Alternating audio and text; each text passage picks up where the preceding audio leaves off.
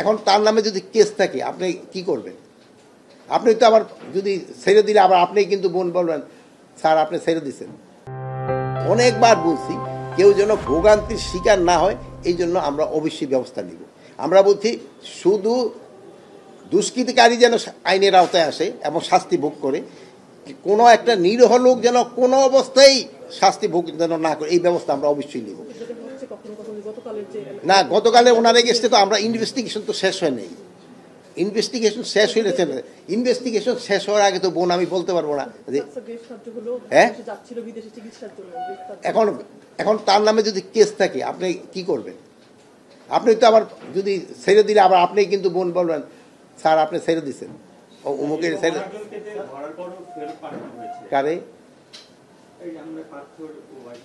তার এগেস্টে কোনো কেস নাই, তার এগেস্টে কোনো কেস ছিল না। বিষয় কেস থাকলে যদি আমার বিদেশ যাত্রা নিষেধ না থাকে তাহলে কেন আমাকে আটকাবে? বিদেশ যাত্রা নিষেধ আছে কিনা একটা পলিসি আছে, ওই পলিসির মতো যেটা যারা পড়ে তাদের